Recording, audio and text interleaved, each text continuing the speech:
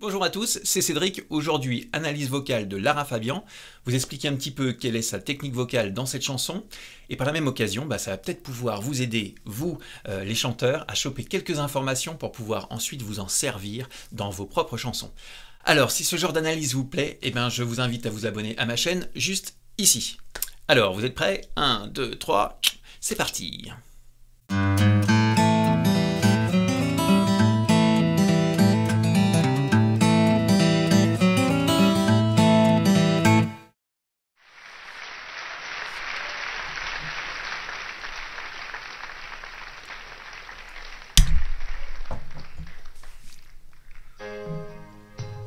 Alors regardez déjà comment elle arrive sur scène.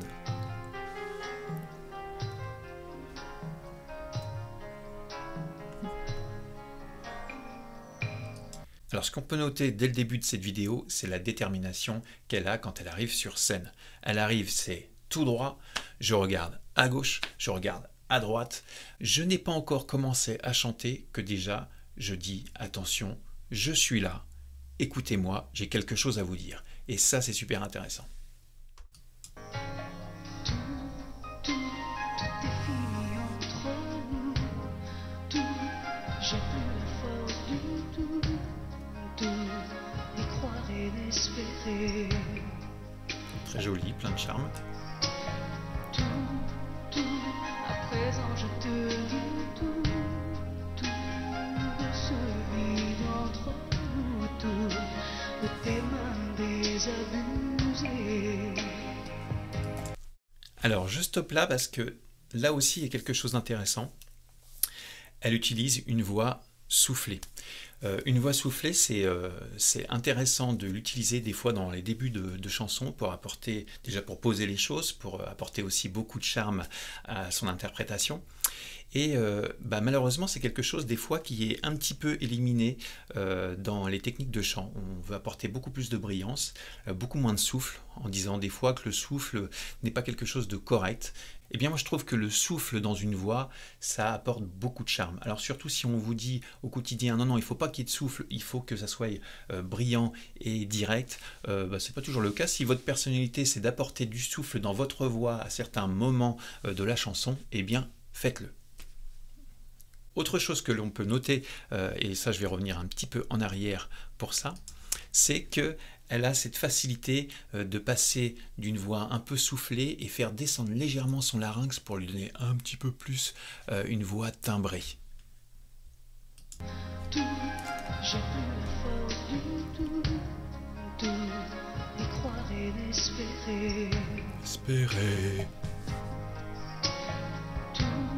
Tout, à présent je te dis Après tout, on entend un petit craquement dans la voix et ça c'est un effet. d'y croire et d'espérer. Tout, à présent je te dis tout se vide entre nous, tout de tes mains désabusées. On sent bien qu'elle descend un petit peu son larynx pour sombrer un petit peu le son et donner un petit peu d'assise à sa voix. Tout ce qui nous unit, tout ce qui nous détruit au cœur est à présent fini.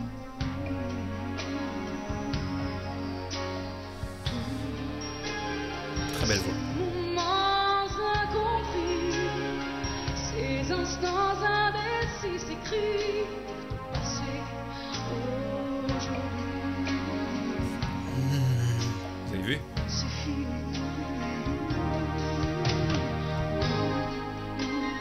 N'était pas comme les autres. Elle sait vraiment jongler avec les nuances. Un coup, elle va avoir une voix soufflée. Un coup, elle va apporter un petit craquement au début de sa phrase pour apporter un effet. Elle sait jouer aussi avec son larynx pour assombrir sa voix ou lui donner un petit peu de clarté. Et là, on vient de s'apercevoir qu'elle reprend une petite voix, un petit peu de petite fille, avant de redevenir un petit peu plus adulte juste après. N'était pas comme les autres. Plus simple.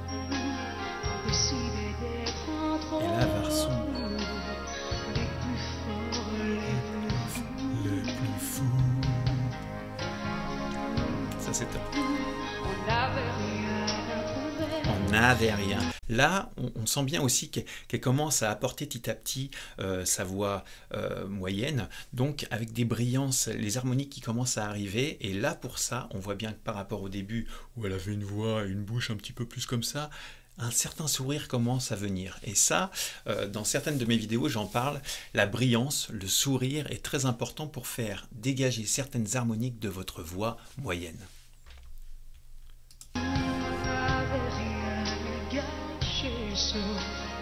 Sauf notre liberté. Notre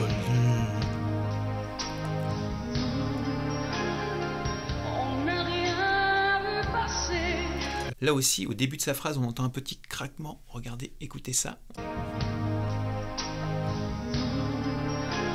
Là. On n'a rien vu passer. Le sourire commence à se mettre en place. Rien vu se déchirer, pas même la force de ces années. Commence à amener petit à petit la puissance. On a joué le tout pour le tout.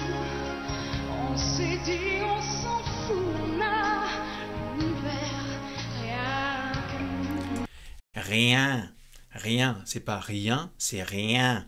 On sent que elle commence à apporter un petit peu de twang dans sa voix et qu'elle a qu'une seule envie, c'est d'envoyer la patate comme elle sait bien le faire.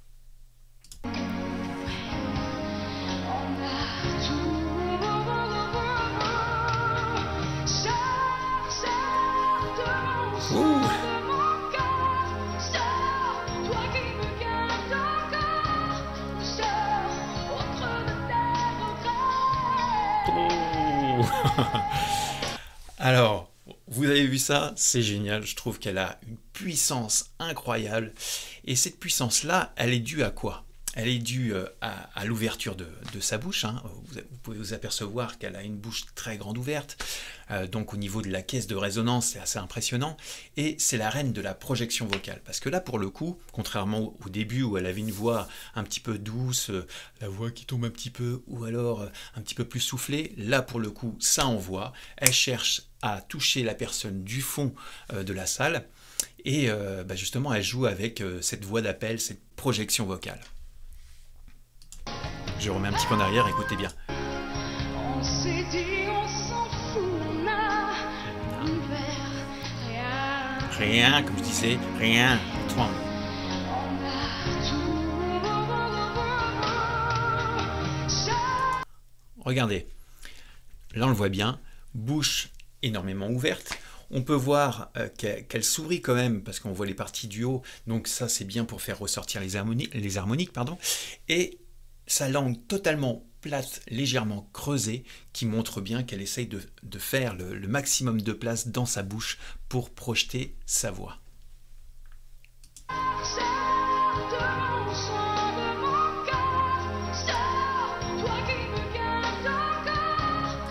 Là aussi, pareil, on s'aperçoit bien qu'elle cède de son corps tout entier pour projeter sa voix, hein, parce qu'il ne suffit pas de rester tout simplement tout droit et puis de balancer la patate comme elle le fait.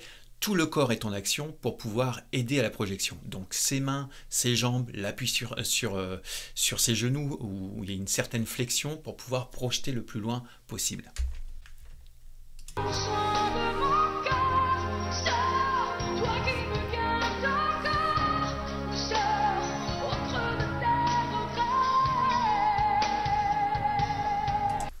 Ça, je peux vous affirmer qu'il faut une posture plus que nickel. Alors bien sûr, des fois il arrive qu'on soit un petit peu plus penché ou qu'on n'ait pas forcément la stature vraiment toute droite que chaque professeur voudrait pour ses élèves. Mais là, on s'aperçoit que s'il n'y a pas la posture, s'il n'y a pas le soutien, s'il n'y a pas l'ouverture, s'il n'y a pas la force musculaire aussi pour envoyer tout ça, eh bien ça ne sortirait pas.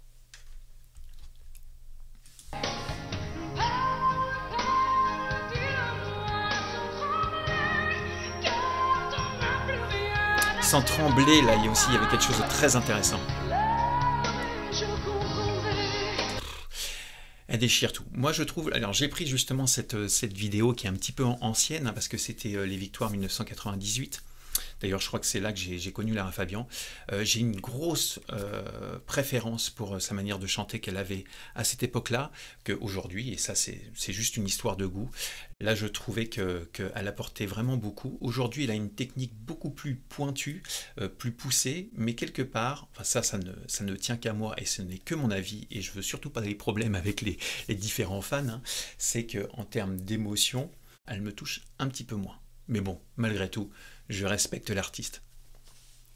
Tu sais que je veux tout entendre, partir, rester ou même me rendre, que le ciel là-haut m'emmène. Son haut est vraiment très très beau.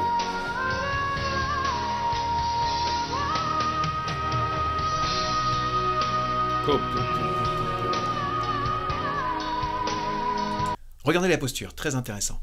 On s'aperçoit bien que au niveau de ses hanches jusqu'à la colonne d'air en haut, effectivement, elle a la tête un petit peu en l'air, mais pour une projection vocale, on lève d'un quart légèrement la tête. Là, c'est un petit peu plus haut. Mais bon, on peut lui pardonner, hein, parce que vocalement, il n'y a absolument rien à dire.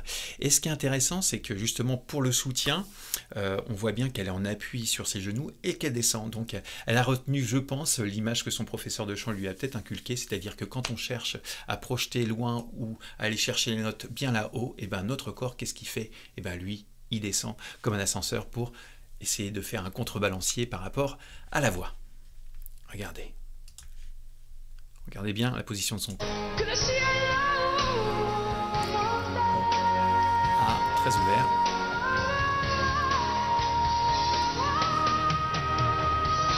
Si elle est en appui avec le soutien. Super intéressant.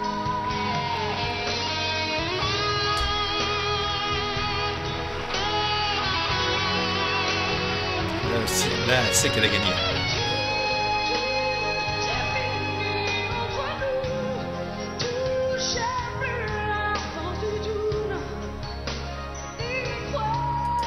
D'y croire, ça il faut le dire, c'est qu'elle sait aussi jouer avec son micro, et ça c'est important. Elle sait à des moments utiliser le micro plutôt rapproché de la bouche, hein, pour bien faire ressortir les sons bien graves de sa voix, plus ses harmoniques aiguës, hein, pour lui donner un timbre vraiment très riche. Mais par contre, au moment de la projection vocale, elle sait éloigner son micro pour plutôt jouer sur l'acoustique, hein, comme pourraient le faire certains chanteurs d'opéra, hein, sans micro, et ne pas utiliser l'amplification du micro. Et là, elle reprend sa petite voix toute douce, comme elle a fait au début.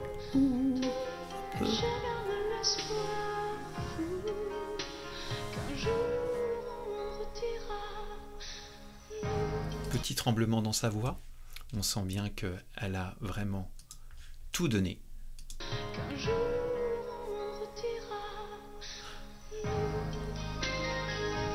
Elle fixe toujours tout le monde. C'est « je suis là ». J'avais un gros message à passer et je l'ai fait passer. Et moi je dis bravo. Voilà, j'espère que cette analyse vocale de Lara Fabian vous a plu, que vous avez pu choper un maximum de choses pour vos propres chansons. Alors bien sûr, je ne dis pas qu'il faut limiter, hein, tout le monde doit rester dans son timbre voix parlé. Et bien sûr, si vous voulez travailler avec moi sur votre interprétation ou comment placer la voix avec le micro, comment projeter sa voix au plus loin, d'ailleurs j'ai fait différentes vidéos qui parlaient de ça justement, vous pouvez très bien aller les voir juste ici. Si vous avez aimé cette prestation de Lara Fabian, je vous laisse mettre un pouce en l'air. Si vous n'avez pas aimé la prestation de Lara Fabian, je vous laisse mettre un pouce vers le bas. Je vous souhaite une très bonne fin de journée, à bientôt, bye bye.